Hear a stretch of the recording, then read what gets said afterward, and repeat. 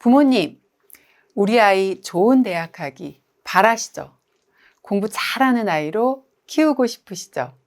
그럼 기본적으로 딱 이 두 글자의 단어는 잊지 마세요. 뭘까요? 안전. 네? 공부와 안전. 딱히 관련이 없을 것 같은데요. 이렇게 받아들이지 마시고 끝까지 시청해 주세요. 안녕하세요. 초등교사 헤라쌤입니다.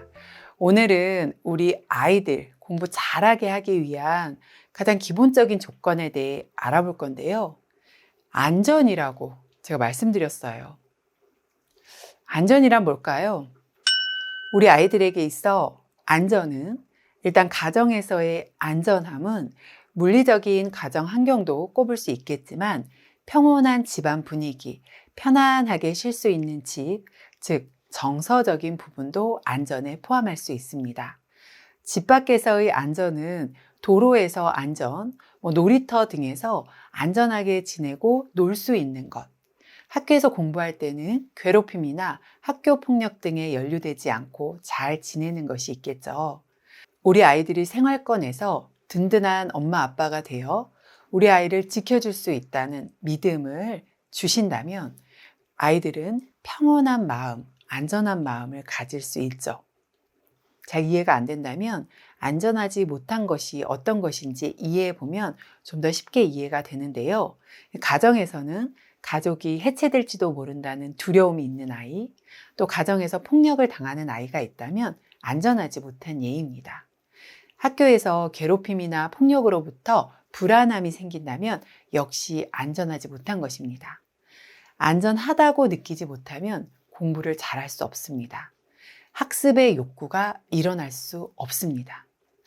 당연한 거겠지만 한 번 더 생각해 보자는 의미에서 오늘 그 근거를 자세히 들어 이야기해 드릴게요.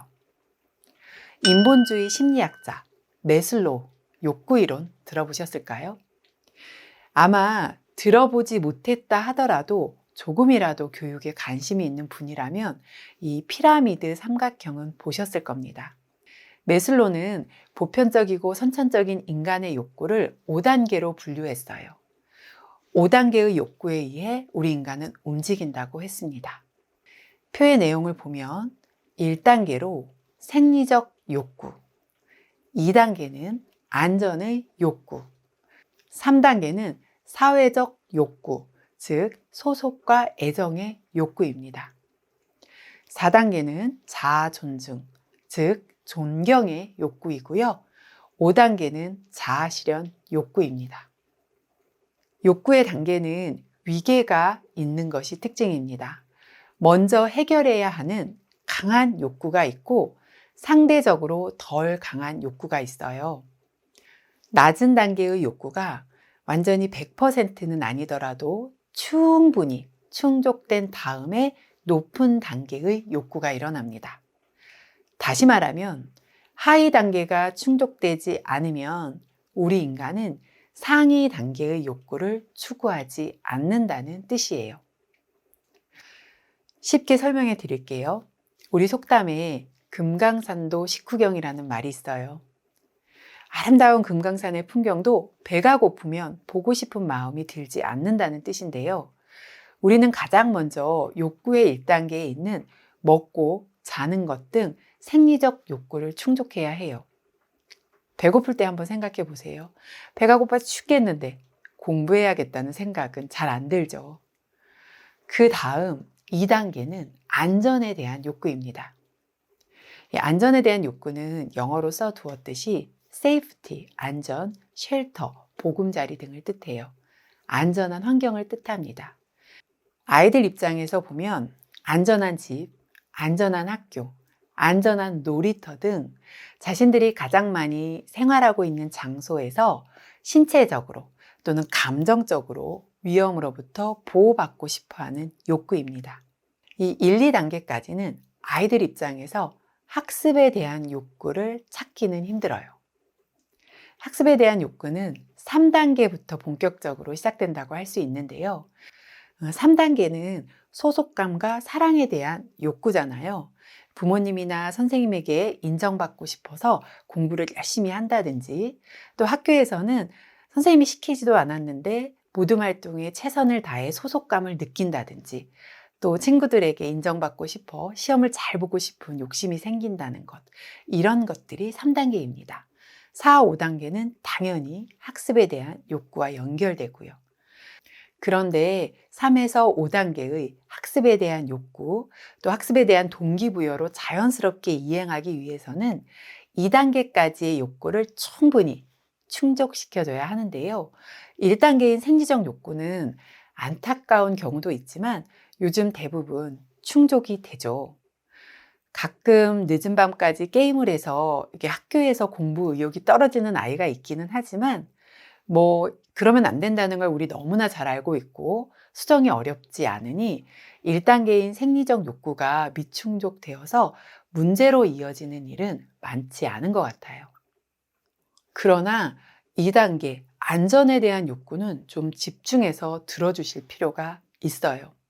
안전에 대한 욕구가 충족되지 않는다면, 예를 들면 집안이 안전하다고 느끼지 않는 경우가 있잖아요. 공부에 대한 의욕이 많이 떨어집니다. 요즘 집이 얼마나 튼튼한데 이러한 이야기가 아니고요. 정서적인 부분입니다. 부모님이 집에서 다툼이 잦아서 언제 우리 가정이 잘못될지 모르는 상태로 지속되잖아요. 아이들은 불안해합니다. 불안하다는 것은 안전에 대한 욕구가 제대로 충족되지 않는 거예요. 폭언이나 폭력을 사용하실 경우가 종종 있나요?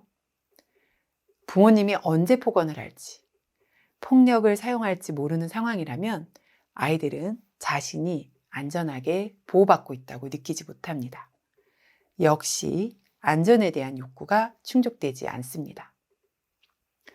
사랑의 매에 대해서는 의견이 다를 수 있겠지만 사랑의 매라고 아이를 때리실 때가 있나요? 아이가 사랑이라고 느낄까요? 때로는 받아쓰기에서 틀리면 틀린 개수만큼 집에서 손바닥을 맞는다는 아이도 있었어요. 받아쓰기 보고 나서 한 개만 틀려도 엉엉 울어요. 집에 갈 때까지. 이 아이의 감정을 더듬어 보세요.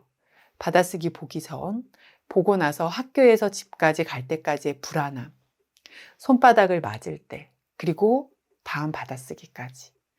그 감정을 아이가 되어 가만히 한번 느껴보시면 그러지 말아야지 할 겁니다.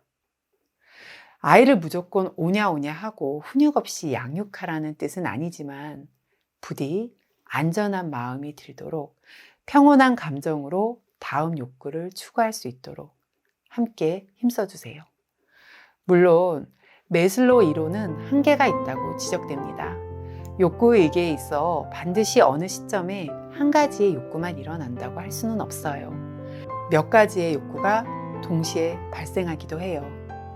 매슬로우 역시 자신의 욕구 이론에 한계가 있음을 지적하고 오히려 5단계인 자아실현 욕구가 가장 원초적이라고 후에는 인정하기도 했어요.